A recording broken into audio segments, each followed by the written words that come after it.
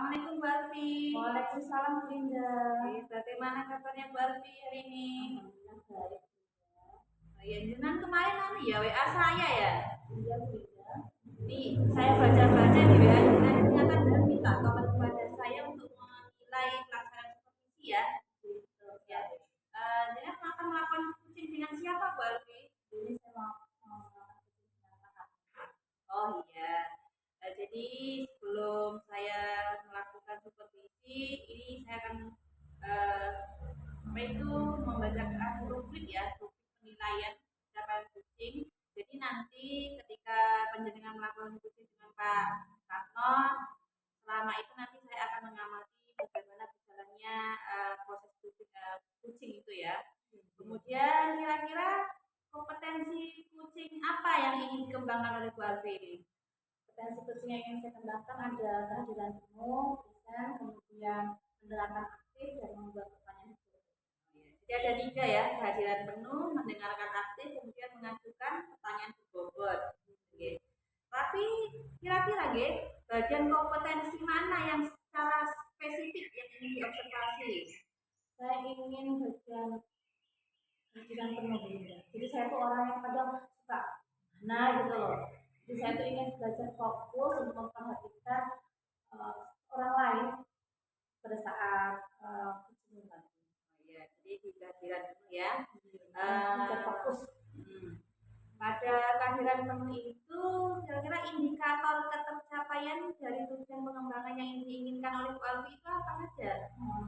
Indikatornya saya ingin tenang saat menghentikan kucing, menyampaikan fungsinya, caranya, kemudian saya bisa menyimak sepenuhnya apa yang disampaikan tadi, kemudian dengan kesadaran diri saya bisa memunculkan kesadaran berpikir untuk kucing.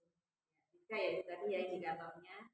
Oke, nanti silakan Bu Alfi melaksanakan kucingnya. Saya akan mengamati jalannya kucing-kucingnya. Semoga lancar ya diskusinya nanti sama Pak. Silakan nih mau mulai. Terima kasih Bu Linda. Ya. Assalamualaikum. Waalaikumsalam Pak Katno, bagaimana kabarnya? Alhamdulillah baik. Begini Pak Katno, kemarin kan ada teman kita yang mencari saya. Iya, saya itu mau diskusi agak panjang. Ada waktu ya Bu ya? Alhamdulillah ada. Ya.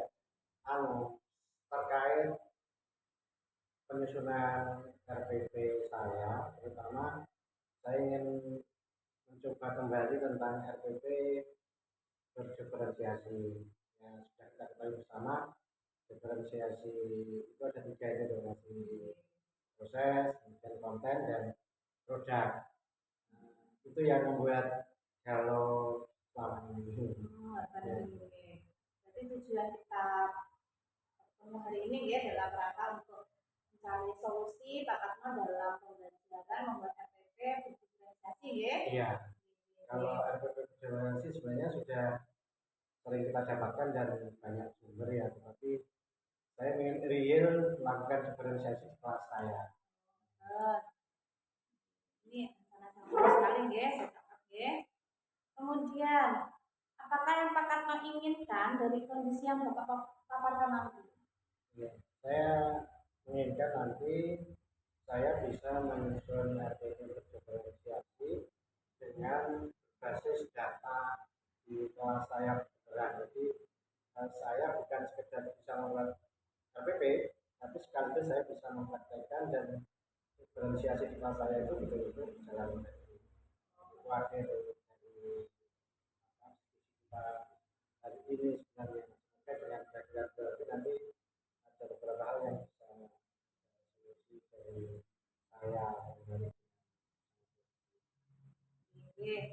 Kemudian bisa diceritakan nggak Pak kondisi kelas Bapak itu? kelas saya itu ada 20 anak. Terus memang saya punya data itu data tes awal yang dulu sering disebut tes diagnosis.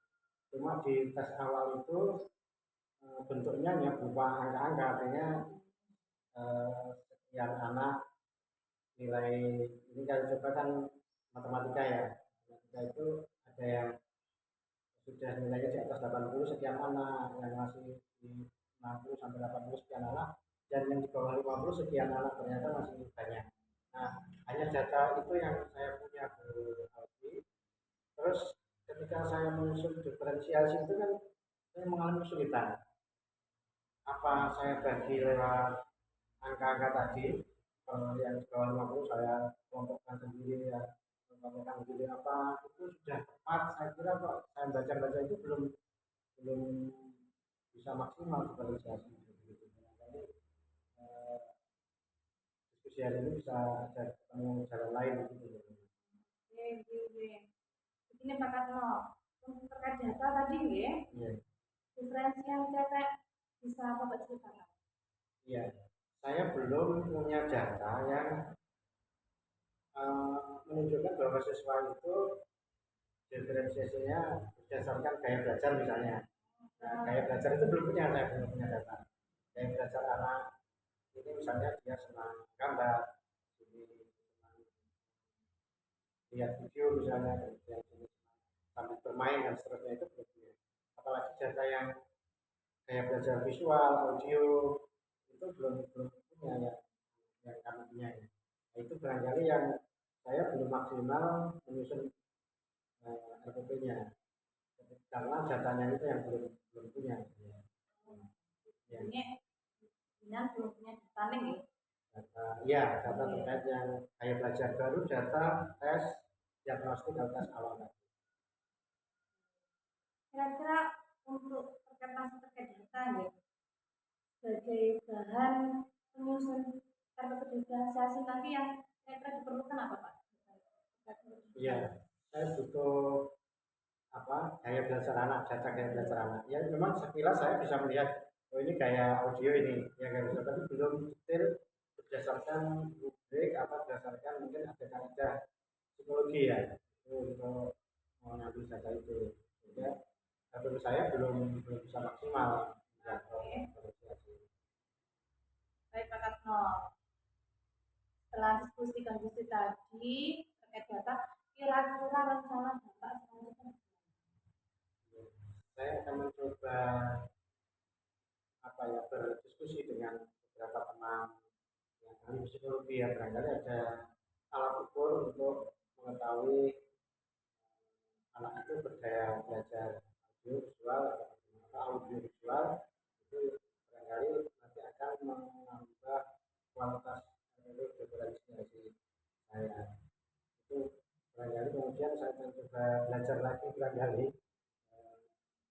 atau Bu Alfi punya alat ukur itu barangkali kalau punya ya bisa disampaikan sekarang barangkali bisa bermanfaat bagi saya kalau belum saya tak coba belajar lagi dari berbagai sumber itu berarti ini adalah mencari sumber ya yang cara memvalidkan data validkan di awal kemudian saya baru bisa menyusun diferensiasi prosesnya ya prosesnya.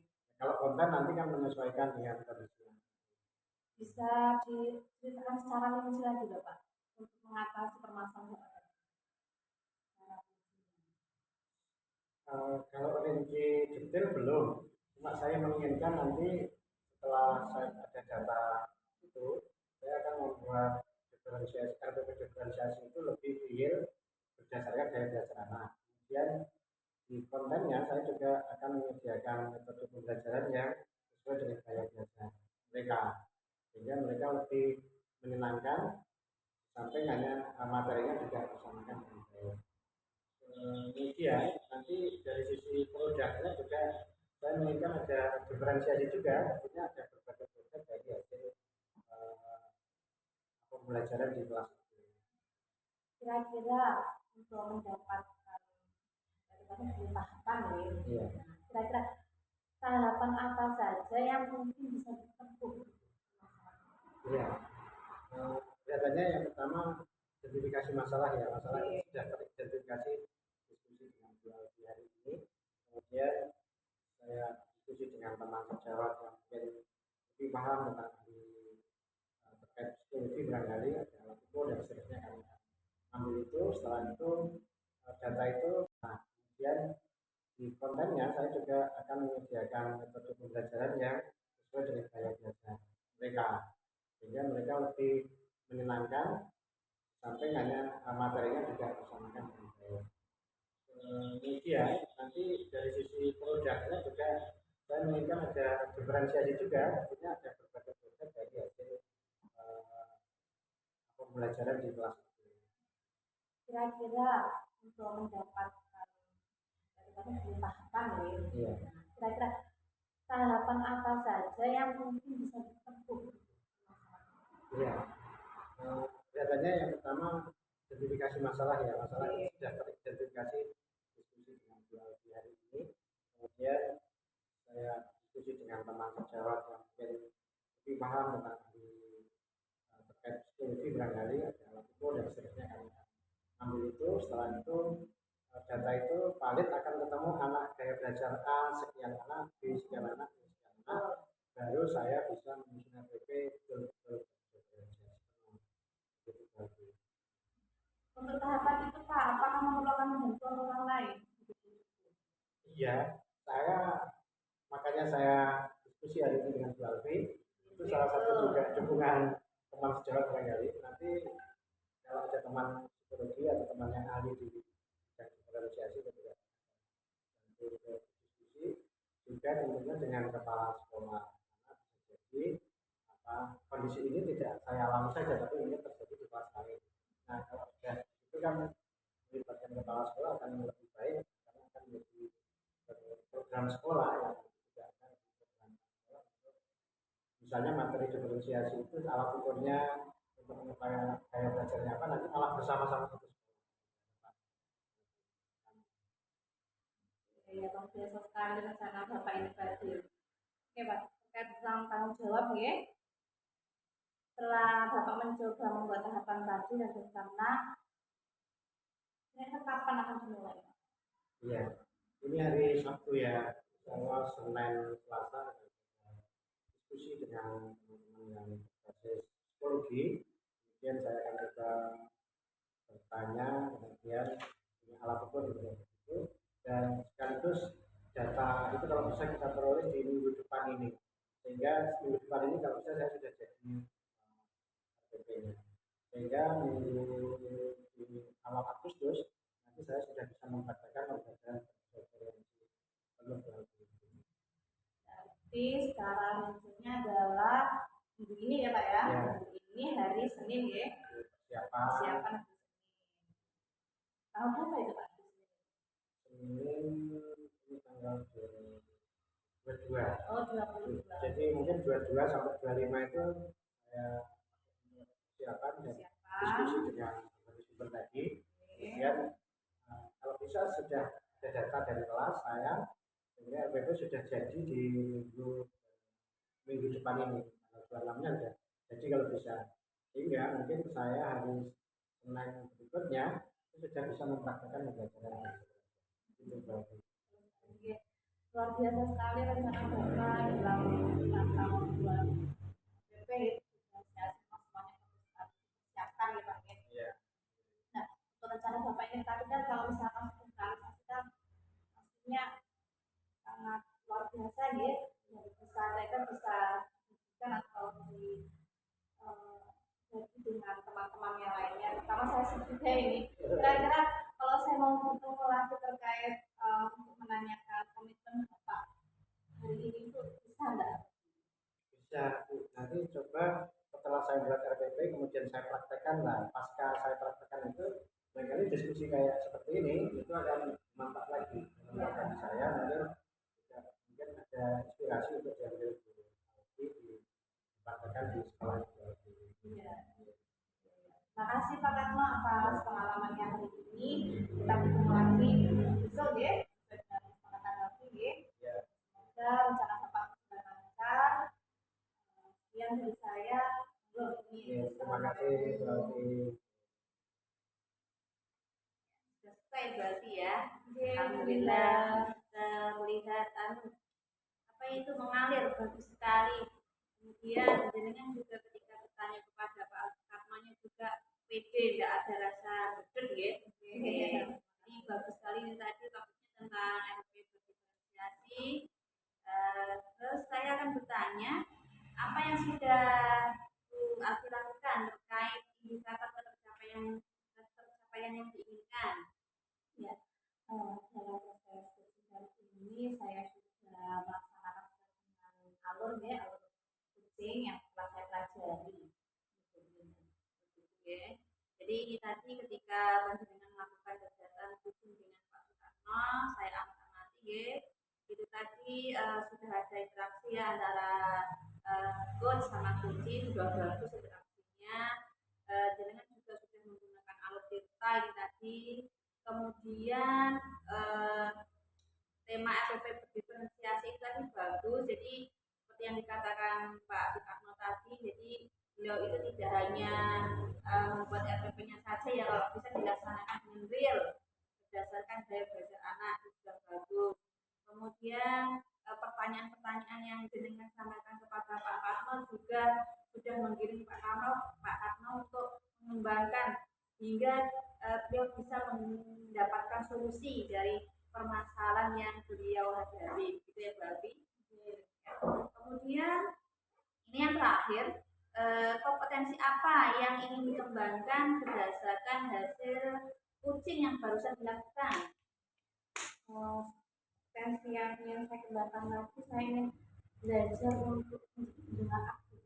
Kalau ini kan saya akan fokus untuk menjadi kesadaran penuh saya memperhatikan coaching menyampaikan ide-idenya. Untuk kedepannya saya ingin belajar menjadi pendengar aktif lagi. Jadi lebih fokus ya. Fokus apa yang saya sampaikan. Jadi menjadi pendengar aktif, tidak apa-apa. Bagus, malah nanti bisa membantu coach juga ketika mereka mengalami masalah. Jadi berarti luar biasa hari ini kegiatan coachingnya. Semoga nantinya ke depan jenengan bisa melakukan coaching lagi dengan teman sejawat atau teman murid dan bisa melakukan coaching lebih baik lagi, gitu berarti. Oke, terima kasih.